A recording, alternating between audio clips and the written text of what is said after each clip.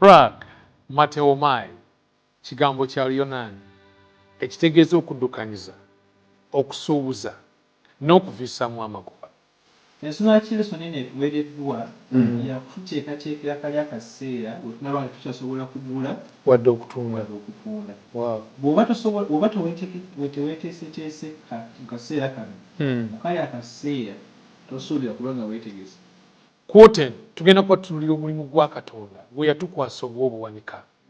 Omuwanika omwesigwa afaanana atya? Bw'ofuna Mukama bakuwadde n'ofuna sooka ogyeko okulimya Katonda nga tonaba kusaasaanya. Mulimu ki Katonda gwe yatondera omuntu? Obedience oba okukwata amateeka ye responsibility esooka. Nga ndi wamu n'abasumba baffe, abakadde b'amakanisa, ababuulizi b'enjiri n'abavubuka abannyonnyozi b'ebyawandiikibwa. Tugenda kutunulira omulimu gwe tulina okukola ogw'obuwanika okutuusa Kristo lw'alikomawo. Program lesson week eno katuyigire ku bigere bya Kristo.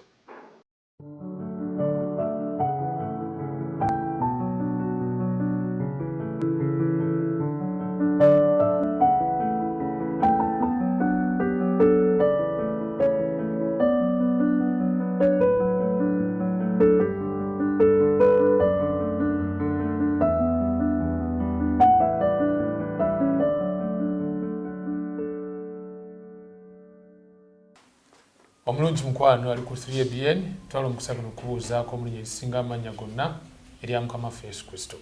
Tukwaniriza mu program lesson week eno tuyingira ku bigere bya Mukama waffe Yesu yatuyigiriza mu kigambo kye Bible. Bagamba nti munoonye mu byawandiikibwa ebyo ebitegeeza ebyange. So tukkiriza nti netukoma okubikula ebyawandiikibwa twongera okugeziwazibwa mu magezi ag'obulokozi.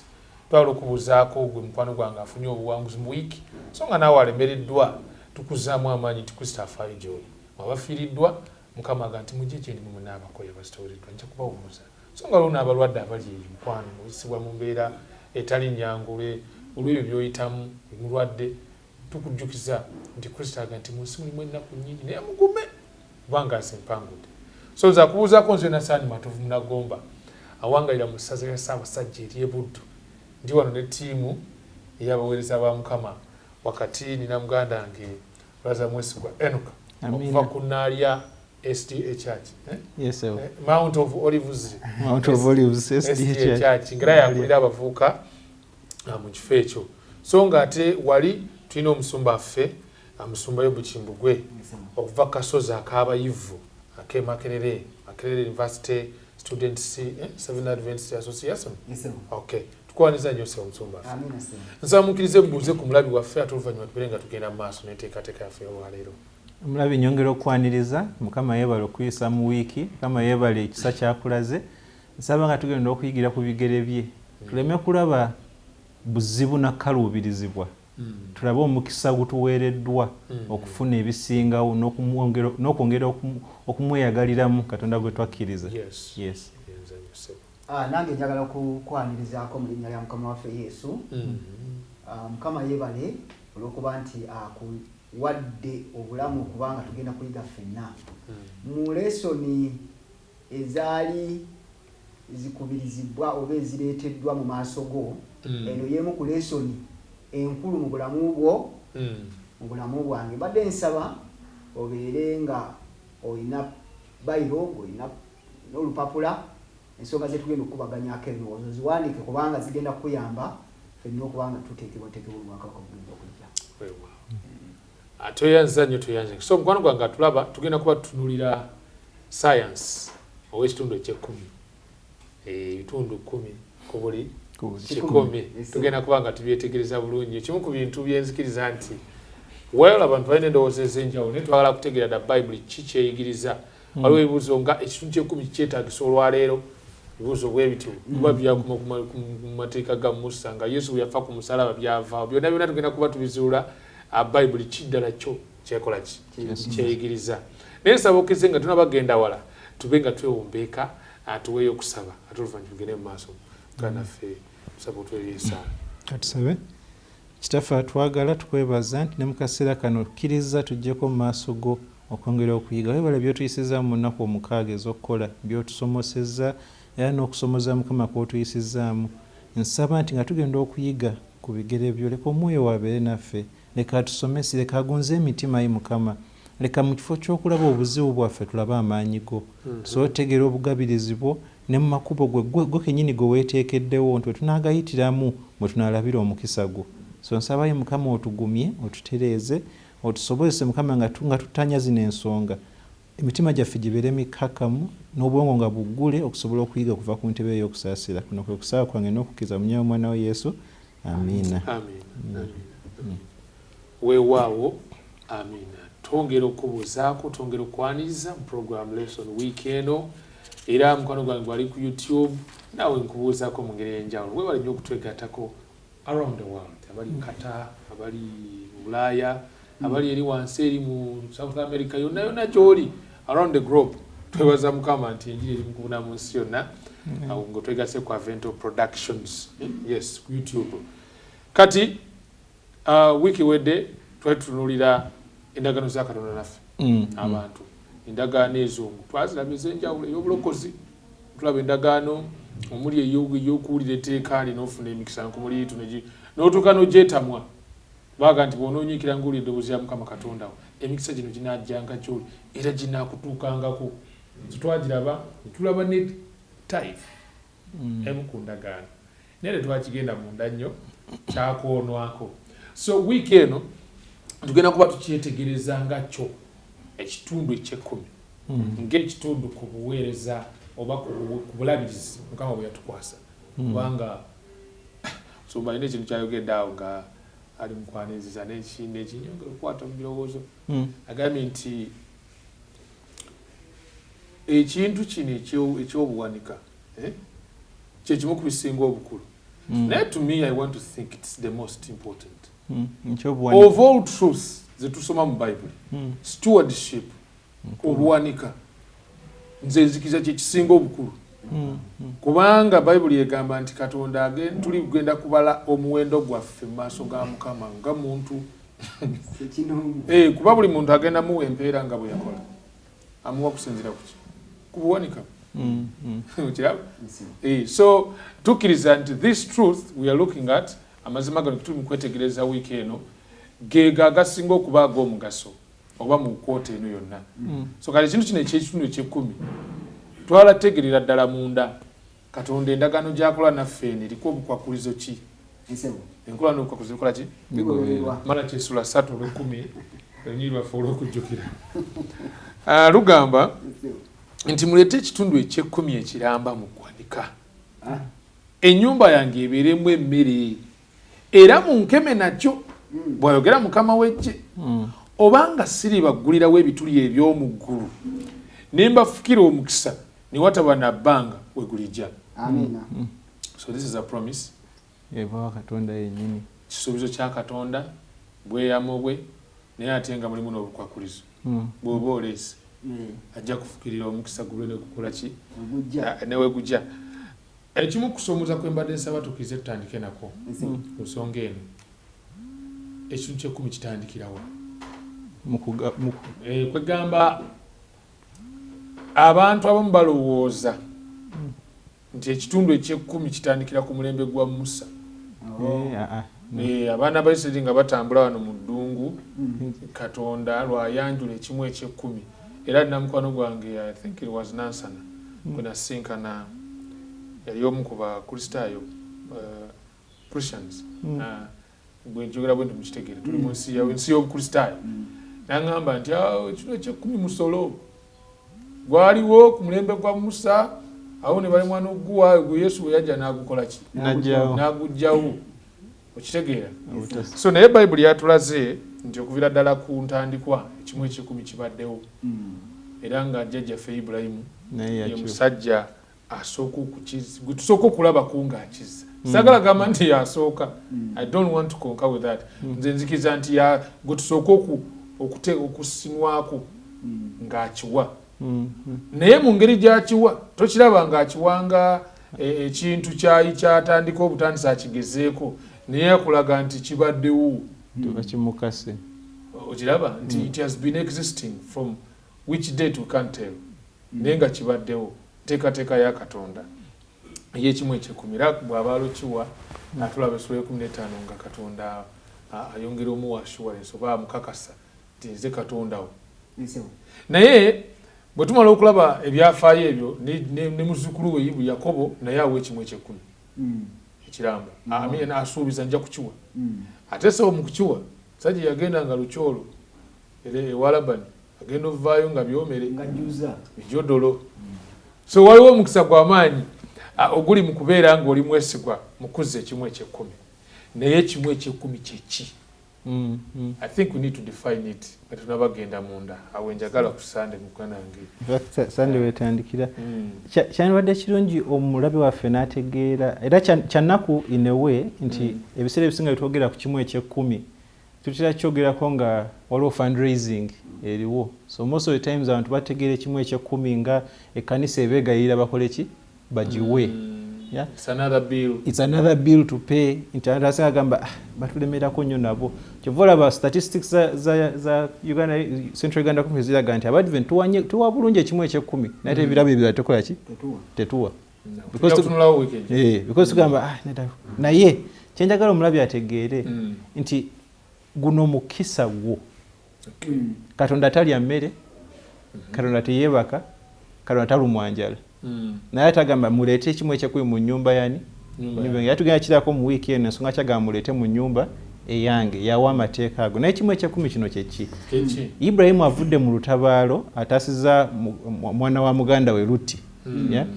Amukomezaawo kabaka musanyufu nnyo we Sodomu nti agamba byonna bye tujjemu kola ki bitwale. Ibrahimu n'amugamba nedda sikola ki sibitwala. Ye byali abantu naye bali bamaze okwetwalira oba bali bawangudde mu lutabaalo olwo. Najjako ekimu ekyekumi n'akiwani Melkizedeki. Bw'akimuwa Bayibuli etugamba yali kabaka we Salemu nga n'erinnya eritegeeza kabaka we Salemu kitegeeza ekifo ekyaki ekyemirembe. Yali both kabona ne kabaka mu kaseera katya kekamu. Ekintu ekimu ekyekumi we kiba kibalibwa omwandisi wa Yesu n'engeri gyakitulagamu kimu kya 10 oba ebitundu 10 ku buli 100 kati kyogere bwe tutyo. Nti bw'obaze ente ezo 10 eye-10 yani ya Mukama ofunye nusu kasanvu olunaku ekimu ekyekumi lwa nusu lusanvu. Kiba kibalo nti we kiba kikuzibwa edde gwotegeera just kwata bukwasi twasoma fractions mu P4. 1 out of 4 n'okubisaamu omuwendo gw'ekyo kyokola ki kyoyagala. Nsaba osome ekyawandiika wano ku bintu bisooka tukulaba ekintu kino ekimu ekyekumi. Nsaba osome Abaleevi essula eya 27 onyirwa 3 n'olwa 32. Ebyabaleevi essula 27 olunyiriri lwa 13 Bayibuli egamba nti era ebitundu byonna eby'ekkumi eby'ensi obanga bya nsigo za nsi obanga bya bibala bya muti bya Mukama biba bitukuvu eri Mukama. Basi kyandibadde mungi omulabi n'okitegeera nti nga twogera ku kimu ekyekumi kino si ssente zo. It's God's money. Sente za Katonda. Njaga tujjukire neera wetusoma tujja gisoma maaso eyo naye Zabbuli eya 24 olunya olusooka ensi n'okujjula kwayo byani bya Mukama. Olw'okuba byonna bibye nga yagala okugeza jjukira twogera ku managing for the master until he does what? Until he comes. Yeah? So oli mu kulabirira. Nti ono gwolabira agamba nti okulaba obwesigwa bwo okutegeera oba ddala oli mwesimbu mu ebyo by'oli mu kukozesa ebya Mukama wo. Komyawo kimu kyakumeka kya 10. Singa gwe bw'osiimye ekimu ekyekumi si gwakisalawo tekiva mu feelings zo nga bw'owulira nti era wiiki eno nafunye emitwalo 10 Katonda kamutwalire emitwalo 7 kyekimu ekyekumi kyange nedda. Ekimu ekyekumi is specific. Katonda gwe tusinza Katonda wa order. Ebintu byabikola mu mitendera. Agamba nti ekimu ekyekumi kyani kyange. Era teyatuleka kugesinga nti Katonda mekazi ayagala nze kamutwalire bibiri bya 10 bisatu bya 10 nedda. Ekimu ekyekumi nate mulabe Katonda gwe tusinza ensi ye yandibadde asobola tusaba ebitundu 7 ku buli 10 netusigaza 3 naye ate agamba okutukezesa kimu kyakumeka 10%. So eri munnaffe nga ebibalo bya math bikutawaanya gwe just kikwate mu mutwe nti ekimu ekyekumi okwata ebitundu 10 ku buli 10 ebyo byokoze eki byofunye ddala mu guno omulembe gwa sente zetutegeera we tuba tukutte sente zaffe enkalu buli sente gy'ofuna nga okugenda okujja ekimu kye eky'ekkumi yes jjako bujja ziremu kati singa mbadde n'ak'omutwalo nga kano nsumba mukama nga kukozeemu ebikulu okirabye ssebo nkiraba kati kana ak'omutwalo kwe tujja ekimu eky'ekkumi ekimu eky'ekkumi luno baasi luno lwe lunsuubirwa musumba tozikuddiza nga tumaliriza anti kugamba obadde olina kyonyakitegeere butya guno gwe mutwalo gwokoze eki gwofunye mpakasiza nsombi amazzi ntunze nfunye amagoba gange nfunye meka mutwalo ekimu eky'ekkumi ku mutwalo luba nusu 10 gwe n'osigaza akenda kekako kwokolera ebibyo akenda in fact kwojja n'ekirabo kyekiweebwayo kuba ekyo nakyo kirala tujja kiraba ekimu eky'ekkumi bw'olaba 1000 luno n'omutwalo ojja bujja ziremu kuno n'omanya z'olina okola ki yengeri enyangu yenyinza okukibamu omulabi waffe ate ayagala genda bino nti ate enkalu kireetinze ntya ate bw'ojja simanya omanyi nti ku ssente z'oba ofunye kugenda okujja ekimu eky'ekkumi jjako ziremu nti era kati wejjiwa emitwalo 2 ekimu eky'ekkumi giziba 12 bw'oba ofunye 5,700 olwokuba sente zaffe wano ensanvu ziyinza obutakola makulu 5,700 so ojja kubujja ziremu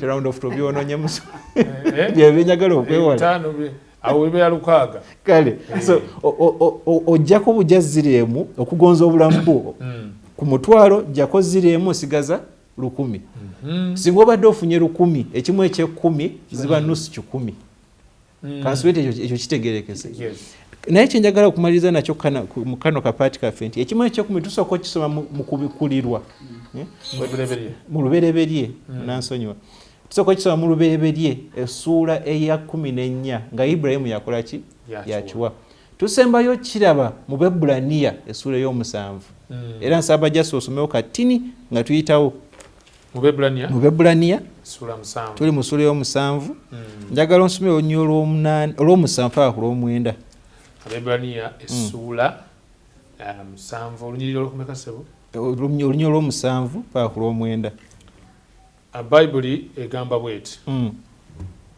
naye tekyeganika n'akatono omuntu yasabirwa omukulu omukisa era mu ekyo abaweebwa ebitundu eby'ekkumi be bantu abafa naye mu kiri abiweebwa ye oyo ategeezebwa nga mulamu so wano omwanisi wa Ibulayimu kyagala tulabe nti mu luno nyiri lwatugabira abantu balinga beebuuza naye kati ono Melkizedeki yatya yani lwaki Katonda akimuwa ekimu eky'ekkumi kyotogenda kikwata okitwalire bawo mu nju tuli ffenna ekimu eky'ekkumi kiweebwa abeewonze wa Mukama okukola emirimu gino egy'okukwata ki ssente zino era weva nekino nti tosobola kukwata kimu kyo kya 10 n'ogamba okikwadde omwana ku luguudo tuli ffenna nti kuba omutima gwannumye ate mu kanisa abalala bali mu kutwalayo kanempayo ekimu kyange ekyaki eky'ekkumi sizizo tusooke twongere okukinyoola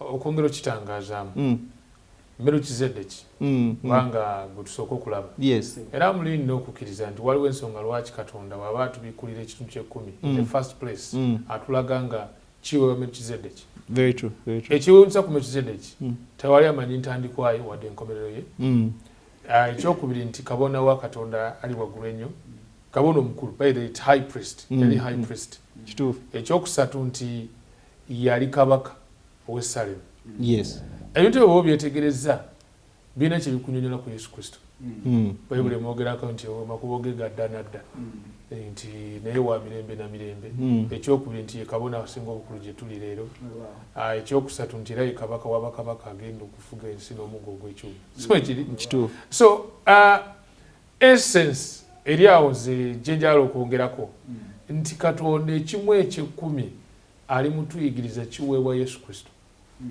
who is ever living to intercede for us nesaawa eno so oli bwewaga nti ekitundu eky'ekkumi kyakoma ku Musa awatategeera kitundu ky'ekkumi kiweebwani kiweebwa kabona w'oyo ali waggulu ennyo nti Yesu Kristo ne leero waali era tulina okkimuwa olw'omulimu gwe ogw'okututangirira ogenda mu maaso mu nsi yo nanga gutegeere. nanjagala just okusulamu akantu kamu Just mbadde supplement. ka muganda waffe Yakobo Yakobo adduka okuva eri Esawu adda mu nsi gye ffenna gye tumanyi ewa Labani. Mu lugendo olwo wasinkana Katonda nga yeebase ku jjinja n'akola endagaano naye okumuddiza nga nti bw'onampa emikisa mu nsi gye nkola ki gye ŋŋendamu byonna by'onaaba ompadde nja kuwako bitundu bimeka nja kuzanga ekimu eky'ekkumi. Teri yali alagidde Yakobo kwogera bigambo bino byakola ki byayogera. Kiraga nti ekimu eky'ekkumi kino kirina engeri gye kiraga okusiima, kirina engeri gye kiraga nti Mukama yakugabidde bino byonna byokoze eki by'oyina. Kirina connotation oba idea ekitambulirako nti we mba mpadde ekimu eky'ekkumi ndi mu kwogera mu bikolwa nti nzikiriza Katonda yakoze eki yampadde. It's faith. Kwegamba Yakobo weeyoga nti wali yamulagira, which we agree, era yali awabweyamu. Example yali agina already akijja kusikirana naye mu kaseera kano ng'afukamidde nti tulaba kiva from a very personal place. Wanika nagamba nti bw'onaaba kuba waba atambula agenda talina kyayina okuggyako omugo gwe Bible wetugamba nti wagamba nti mu nsi gye ndaga bw'onampa omukisa then buli kye naafuna n'akuddiza. Tumba kye nkusaba otuyambeko okwongera okutangaazibwamu mu kiseera kino kuba kati muganda bagezi atugamba nti ekintu ky'ekyekumi bakiwa Melchizedeki yali awongeddwayo ku lw'omulimu gwani gwa Katonda. Naye twetaaga okwongera okulambululwa omuntu waba akireeta wa store house eno ekitundu ky'ekkumi ngera bwe tutandise kyekintu ekipima omuntu akkiriza Katonda n'entambula Katonda gy'atambudde naye. Ekitundu ky'ekkumi kino nga bwe wayogedde abamu balowooza nti kyakoma ku Musa naye Musa nga tannaba kubeerawo ekitundu ky'ekkumi kyaliwo. In fact kuviira ddala mu lubereberye Katonda ogamba Adamu ne Kawa nti tolyako ku muti ogwo. Kyali kitundu kya 10 kubanga kyali kitegeeza nti nze muwanika n'ekino aŋŋambye mbeere mwesigwa ku kyo. Era bwe yalemererwa awo yali ekitundu ky'ekkumi kya Katonda. Okujja omulembe ogwaddawo gwonna guzze gulaga nti abantu abeesiga Katonda balina okusiima kwe balaga nga bakkiriza Katonda. Ayagala okiwa Musumba gwe twagala okweyambako akireetewa. Omuntu agenda okukiwa osomye olunyiriri olw'okujjukira agamba nti leeta ekitundu ky'ekkumi ekiramba. Nga kitegeeza nti bw'oleeta ebitundutundu tebisiimibwa. Ekyokubiri nti waluddawa. Ibulayimu gwe tumanyi nti ye jjajja w'abakkiriza bonna omukulu bwe yali akireeta yakireetera Merekezeddeeki. Ali mu kuweereza mu yeekaalu. Merekezeddeeki ye yali kabona asinga bakabona bonna. Ekyewuunyisa kye kino nti Ibulayimu tumanyi nga asinga oba Katonda bwe yali assaamu ekitiibwa bwe yali ayagala ennyo. Naye ate Ibulayimu ate n'abaako omulala ye gw'afukaamirira nga ye tasobola kikozesa wabula kitwalira oli omulala ali mu yeekaalu. Nga kitegeeza nti ekitundu ky'ekkumi tebakiwa bantu balala, bakiwa abo abali mu kukola mu yeekaalu. Bakolayo ki? Batwala omulimu ogwa Katonda okulabika nti gusaasaana.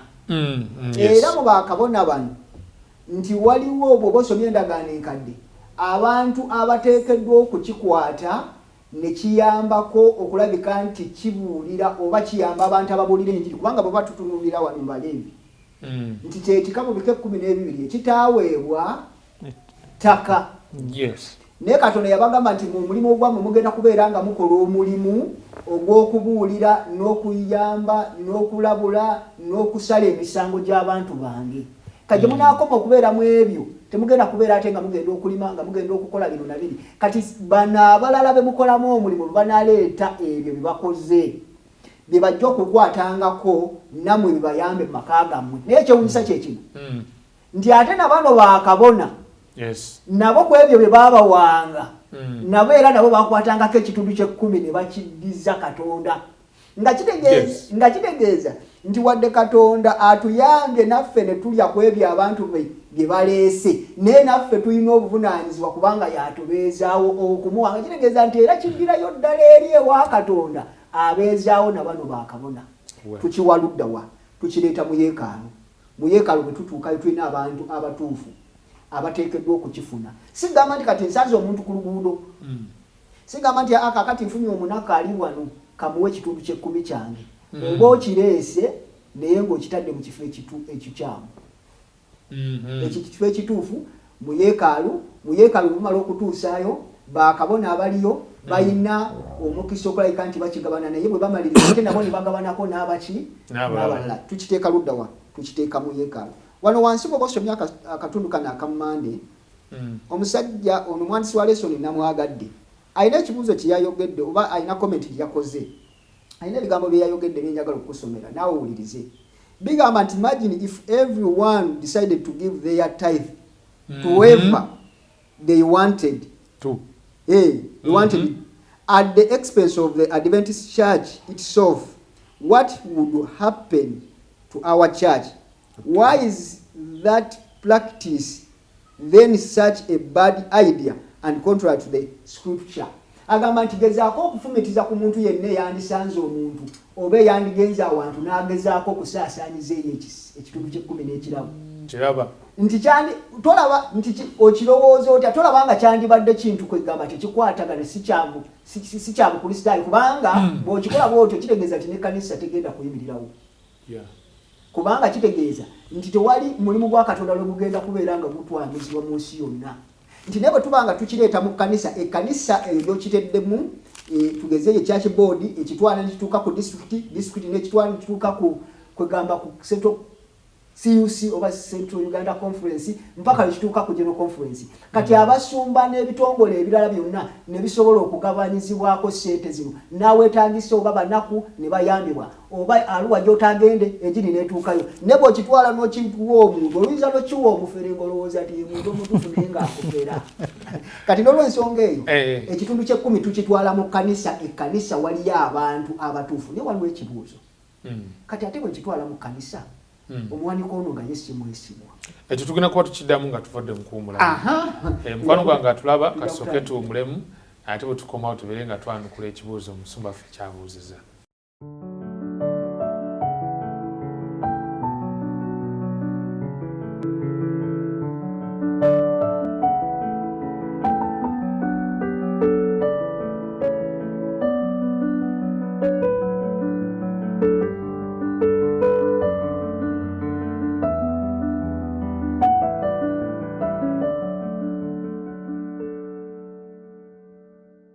Prague, Mateo Mai, kigambo kya Lyonaani ekitegeeza okusuubuza, okuddukanyiza n'okuvisaamu amagoba. Oli wakati mu program Lesson Weekend katuyigire ku bigere bya Kristo.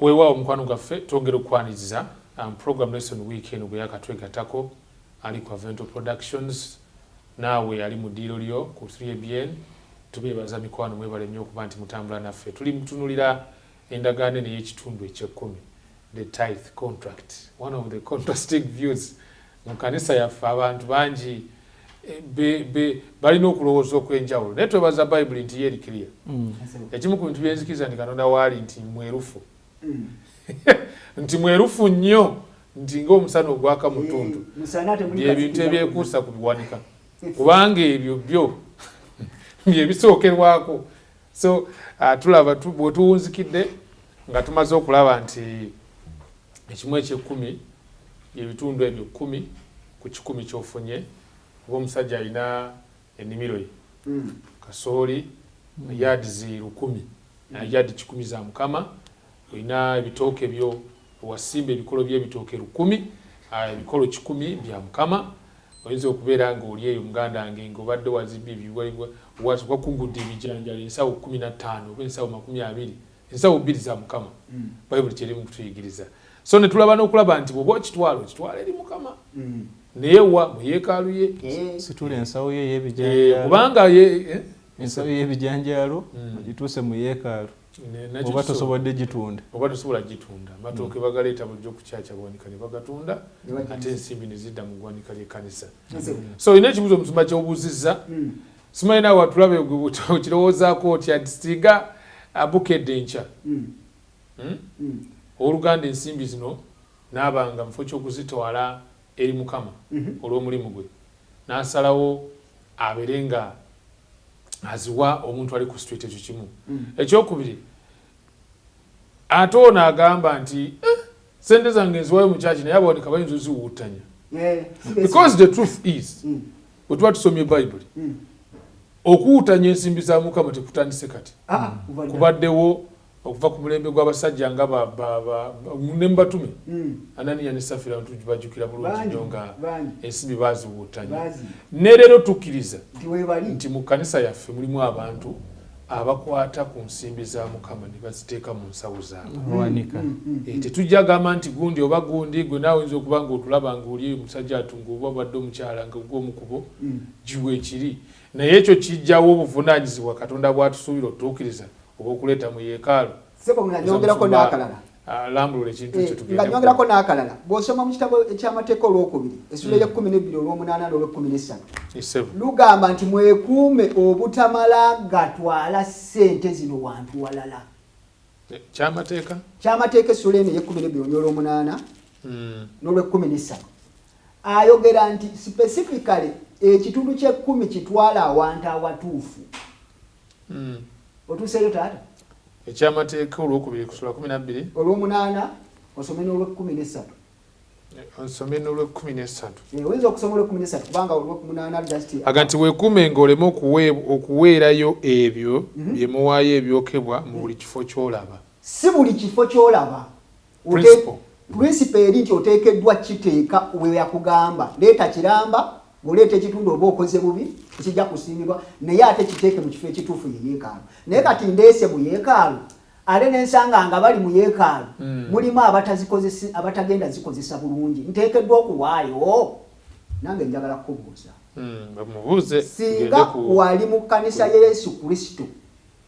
Yesu Kristo n'alonda oba abatume ne balonda ng'agenda okukwata ensawo ye Yuda Isikaliyooti bayibuli gwegamba nti mubbi era omunyazi wandibadde owa ekitundu ky'ekkumi ekyo n'ebiweebwayo n'obikwasa Yuda Isikaliyooti bw'oba tokkiriza Yesu ye yakikola era nakkiriza era n'amuwa era n'agezaako okumubuulira enjiri bano abawaayo si be bazibu ono gwe bawadde obuvunaanyizibwa bw'atatuukiriza buvunaanyizibwa oyo yavunaanyizibwako omusango ogwo kyenjagala okugamba kikirwa nti okuwaayo Katonda kyakuvunaanyizibwako kyayagala ng'okole ebinaddirira nga ng'omaze okuwaayo tebikwatako ng'omusango oba obuvunaanyizibwa bwo bwakuleeta n'owa abantu abo ekkanisa be yalowooza nti batuufu naye wadde tuyinza okulowooza nti tuli batuufu oba abantu be tulonze batuufu bayinza okubaamu ak'obuntu nga Yesu Kristo bw'abeera ne Yuda Isikaliyooti ng'amumanyi naye n'ayagala okumuyigiriza mu bufunze ekyenjagala okutegeeza kyekiriwa nti tofa ku baani abagenda okukwata ekitundu ky'ekkumi kubanga njala nkubuulire nti Katonda mwesigwa gw'oba omuwadde era obeera n'obumativu mu mutima nti nze ssente eza Mukama nzireese ebinaakolebwa ku ssente zino Mukama yamanyi n'abantu be yateeka mu kifo ekyo Sumba andoza ku nsonga eyo okwongera okuyambako oluganda okutegeera this by the way it's a New Testament view kuyigiriza kwa ndagaano mpya bw'osoma ebikola abatume essuula 4 waliwo ebigambo biri mu lunyiriri ntandikire ku lunyiriri olwa34 Bayibuli egamba nti kubanga tewaali mu bo eyeetaaganga kubanga bonna abaalina ensuku oba ennyumba baazitundanga ne baleeta omuwendo gwazo ezaatundibwanga ne baguteeka ku bigere by'abatume ne bagabiranga buli muntu nga bwe yeetaaganga nti obuvunaanyizibwa obw'okugabanya buli mu mikono y'abatume bano baleetanga ku bigere by'abatume. So enala nti nze nina obuyinza ku ki kyenjagala zikole. Nedda. Katonda bubiza tabuwadde nze. Okay, tugende mu maaso ku Tuesday nze wajja okujja ekifaananyi bulungi omugaso gw'ekimu eky'ekkumi. The purpose. Lwaki omuntu alina okiwa? Lwaki omuntu akiwa? Oba lwaki akizza? Katukozese lwaki akikomyawo? Kyandibadde kirungi omuyigiriza n'alaba nti omusumba kyali mu kwencouraginga si babbi mu kkanisa. Tewali muntu ne Katonda tawagira babbi. Nti tekyandibadde kya bukristaayo as part of stewardship oba obuwanika obulungi okulaba nga omuwanika mwena mukimanyi nti ki akwata mu kimwe mu bitukuvu bya Mukama. Okukulu ne bukula mu kanisa naye nga buli we tuba tugenda mu komiti gwe tukola ki gwe tuzzayo nti anera gundi awanika bulungi naye nga ffe tukimanyi nti munyazi. So omulimu gwaffe guyinza obutawagwa nti lekerawo okuwaayo ekimu eky'ekkumi awo ate aba okoze bubi naye ate Mukama atuwadde amagezi nti omuntu bwatyo tetukola ki tetumuzzayo mu ofiisi ekituufu ekyo. Era tusobola okuba ne recommendation ng'ekkanisa ntera nnyo okuwulira abantu nga beemulugunya ffe tumanyi abawanika baffe bakola ki bazikwatamu ssente za Mukama. Okozeewo ki musabire naye ate ne ripooti bw'obanga mulina obukakafu ekyo nakyo kintu kirala toyogera bwogezi naye ng'obukakafu weebuli bumalira ddala omuntu atyo musobola ddala omujja mu ntebe y'obwesigwa sakita tavumaganya linnya lya Mukama. Lwaki twogera bwe tutyo? Omugaso guno ogw'ekimu eky'ekkumi si gwa kugaggawaza muntu ali mu buwanika. Awo njagala onsomere okubala 18:21 kitabo kyakubala juga twakkirizganyiza nga tutandika ekimu eky'ekkumi kitukuvu eri Mukama. Era omusoma n'annyonya n'atulaga nti Melkizedeki ono Ibrahimu we yali amuwa ekimu eky'ekkumi kino yakimuwa ng'omutima gwa Ibrahimu yatunuulidde Katonda ne Katonda gwayitiddemu okumurepresentinga n'akimuwa. Bayibuli tetubuulira Melkizedeki byakola naki na kimu kya kkumi ekyo. Musa y'omutima gwe gwali mulamu, Ibrahimu omutima gwe gwali gutedde nti ekyange nkikoze eki nkikoze. Bayibuli etugamba nti buli muntu yenna ajja kuwaayo nga bwe batugambye obuwanika bwe omuwendo gwe mu maaso gani kwa Katonda.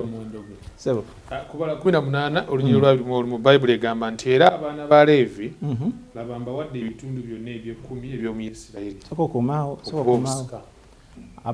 Musumba yatugambye Abaleevi mu bika 12. Actually obo baza Abaleevi bibe bika 13 naye Abaleevi tebaabalibwanga. Mukama yabeddiza nti bano omulimu gwabwe gwa kukola ki kukola emirimu mituufu kuweereza mu yeekaalu. Era baali bagabanyiziddwa, they were spread mu Isirayiri yonna nga balina ebibuga bya 48 nga bulina ebibuga Katonda mwe yali abawadde nga balina enju n'akataka kamala okukola ki okuteerako ennimiro. Naye ng'omulimu gwabwe ogusinga gwa kukola ki kola mu bantu mulimu tuli ffenna. Awo Wamala n'atugamba n'otugamba nti Leevi ng'ekika ogwabwe gwali kukwata ku bitukuvu bya Mukama. Ebimu eby'ekkumi ebyaleetebwanga Leevi kwe yayinanga okukola ki okwebeezaawo. Jjukira talina ttaka talina mulimu nti guno gwakolanga gwe boogera n'osumba endiga zo n'omala n'okola n'ojjamu amata na biki. Ye alina abaana naye tuli ffenna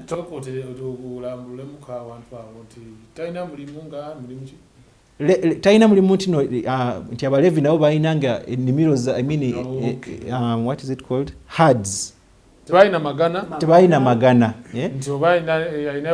nti alina ente ze bisatu wali naye kwagenda ogenda akola ki. Ensonga ki kino kyali bwe nti Mukama yalagala amaaso gaabwe nga gali kwani kubuweereza bwokka. Era nga n'okuweereza kuno kwe balina bagamba nti tugenda kukola omulimu gwa Mukama guno n'omutima gutya gumu. Naye Isirayiri buli we yavanga ku Mukama tufuna ebyawandiikibwa ebiri mu Zabbuli 73 nga Asafu akolima. nti nze neewaddeyo nenkola omulimu gwa Mukama naye like aboonoonyi bombalaba bakola ki bagagawala nze n'amaka gange tetulina tuli mbwetaavu kyandibadde kyo omuyigiza n'osoma Zabbuli omuwagala n'osoma Zabbuli 73 Asafu ng'akaako Asafu yali omu ku Baleevi bano tuli ffenna nti Isirayiri omugaso gwa kino ekimu eky'ekkumi Abayisirayiri bwe bakireetanga bakiwanga Abaleevi nabo ne bakola ki ne bakyegabanyaamu ne famiri zaabwe ate ekyewuunyisa ki kino ng'omusimbi wakikonyeeko n'Abaleevi nabo bawangayo ekimu ekyaki okusasaininga abakulu naye n'okwongera okwekola ki okweyongera okwebezaawo as a people tuli ffenna njagala nyonge basomere kino bikola y'abatume sura ya 2:35 waliwo ekintu ekikulu kye tulina okulaba wano era ekibuuzo kibadde kijja nti oli mu kunyumya eby'endagaano enkadde ate endagaano empya naye endagaano empya yegamba ki tugendewo bikola y'abatume sura ya 2:35 agamba nti mbalaze mu byonna bwe kibagwanira okukolanga emirimu bwe mutyo okuyambanga abatalina maanyi n'okujjukiranga ebigambo bya Mukama waffe Yesu bwe yagamba ye yennyini nti okugaba kwa mukisa okusinga okutoola okugaba kwa mukisa okusinga okutoola ekimu eky'ekkumi kitukolera ebintu bibiri kizimba okukkiriza kwaffe kubamba siina katugeze siina bingi naye ate nga njagala okukola ki okuwa tufuna ku mikisa Mukama gy'ayagala okukola ki okutuwa omwagalwa nandyagadde olowooze bwoti tolowooza ku kimu kya 10 nga ssente z'olina kusasula Katonda kubajjukira ensi n'okujula kwayo kwani bibye gw'oyinza olowooza osasudde oyinza olowooza weefiiriza naye ate amazima gali tolina kyokoze Dawudi ng'amaze okukuŋŋanya ebya yeekaalu agamba tetulina kye tukuwadde kuba byonna bikola ki bibyo ekimu eky'ekkumi kino omugaso gwakyo kubeezaawo abeewaddeyo ku buweereza bwa Mukama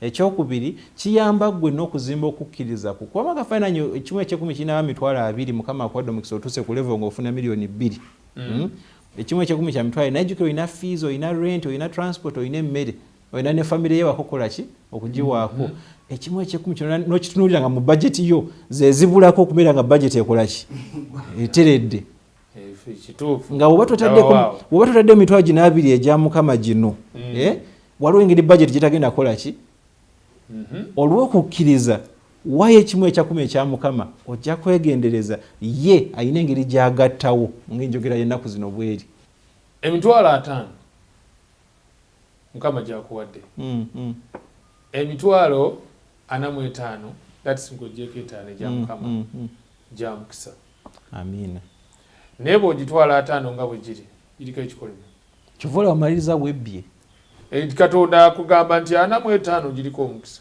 ogwange naye 5 bw'ogitwala gyonna giriko ekikolimo ate ekikolimo Bayibuli nakyo ekinnyonnyola egamba mwasiga bingi mufunye bitono mwasuubira bingi ne mutafuna era mwaleeteeka mwabiteeka mu nsawo ezaawumuka infact Samuel yatukanoga nti n'ebifuumuula ennaku zino tulina eŋŋombe zigamba mu enkonoment ensimbi zenfuna zimpita muki munyaganya jangalo so nti ensimbi emitwalo nti Mukama bwakuwa ensimbi n'ozijjako eky'ekkumi z'osigaza za mukisa naye bw'ozitwala zonna n'ozinyaga ate oba otute kiki akikolimo naye nga katino nnyo awo Buganda katino kye twala okwongera okutangaaza purpose of tithing nti olwaleero luli bwe kiba kyali kiyamba Baleevi leero kiyamba baani Pawulo alina ebigambo biri so clear kusinga ndowooza ne ku lunyiriri lwe tusomye kuba luno luli generally kugaba generosity naye bw'osoma Abakolinsi ekyokubiri ndowooza kandi ebigambo bino ekisooka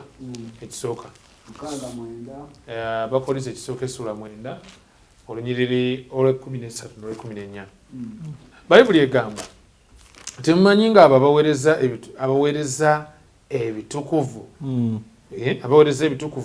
balya ku by'omu yeekaalu n'abo abaweereza ku kyoto bagabana n'ekyoto olunyiriri lw'14 Pawulo alambulula bulungi n'agamba nti era ne Mukama waffe bw'atyo ani Mukama waffe yalagira ababuulira enjiri balisibwenga olw'enjiri Amina. So oli nti wabalowooza nti biri byakoma Yesu kubanga bali abalevi bali basooka ku Yesu Kristo wawo sayansi ali awo abantu bangi gwe balina Yesu Kristo yennyini bw'amala okuddayo mu ggulu omulimu gwenyi gulina obuna mu nsi yonna.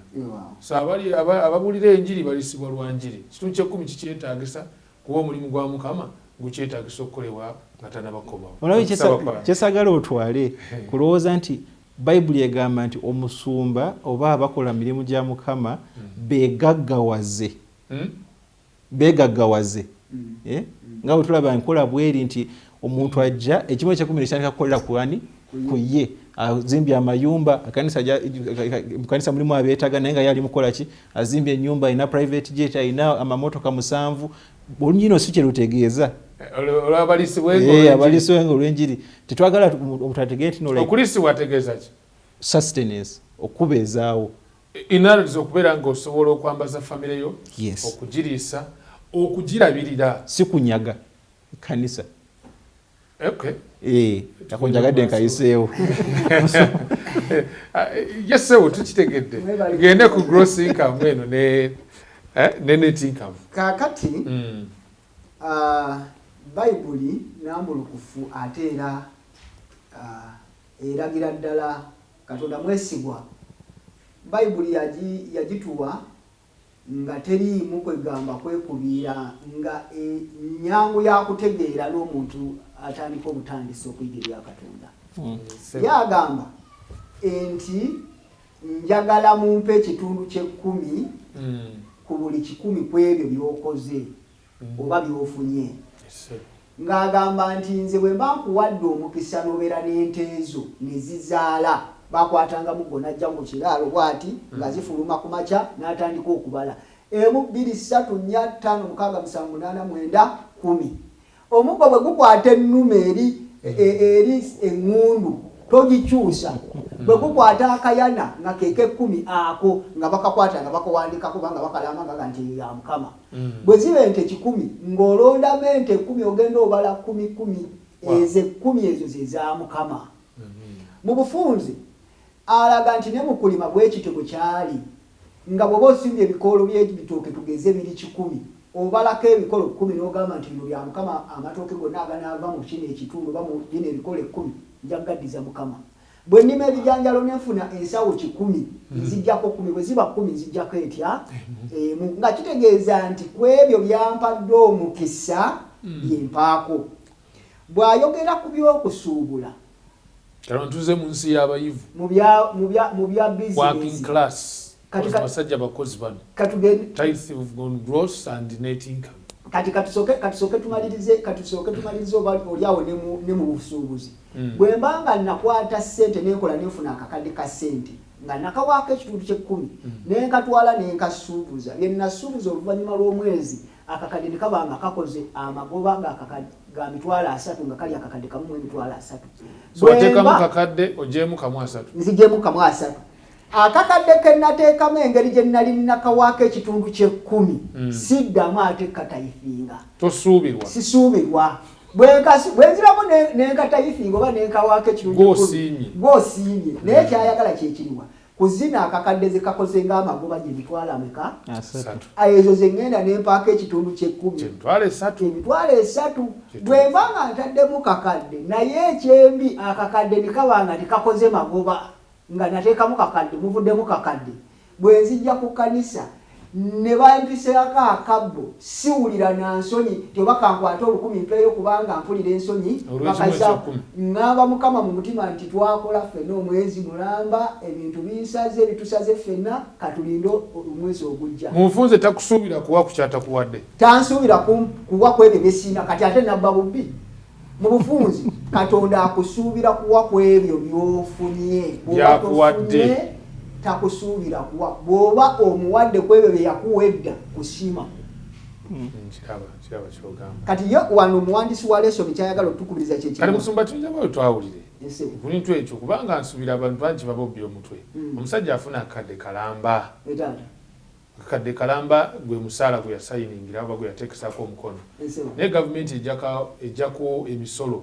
Emisoso gy'emisolo awo ogenda okakananga musajja wattu emitwalo gyafuna mu nsawo ye gituuka mu nsawo ye eno 85 oba 8 kinaana otyo oluusi n'entesefu ng'ogijjeeko ng'oluusi agenda sigaza nga 7 bisebo nga kati 7 gy'alina kati ajja ku kakadde oba ajja ku 7 ekimu eky'ekkumi kyetwagala musumboddemu tugende ku Thursday tuwunzike webale nnyo webalirika omuwandiisi wa lesoni wano yatugambye nti abasinga mu kanisa bawa ku ezo ze baasayininga okuweebwa baasayininga bwe bagenda ku mulimu nti bagenda kuweebwa kakadde ka ssente abasinga mu kukkiriza kwabwe bagamba nti nga ne gavumenti tennaba kuggyako musolo bo basooka kuggyako za Katonda twasayininga kakadde era kekampeebwa nga naba tebalina bakwatako ne bajjako ani ajjako ku kakadde nati kunyonyola omuwandiisi wa lesoni nga bwakinyonyola nti bo abasinga mu kanisa ekibali mu bwongo bagamba nti nga bwe nasayininga akakadde nti kekampeebwa buli mwezi nga sinaba nakujjako za gavumenti tezinaba kugenda kina misuso na mirala ensooka n'ezijjako ekitundu eky'ekkumi kya mitwalo 10 naye ate abalala ne bagamba nti ezo ziri limited oba ziri mu gavumenti sizikutte nze ngenda kuwa ku zino emitwalo 7 egituukidde ddala mu nsawo yange gye ninako obuyinza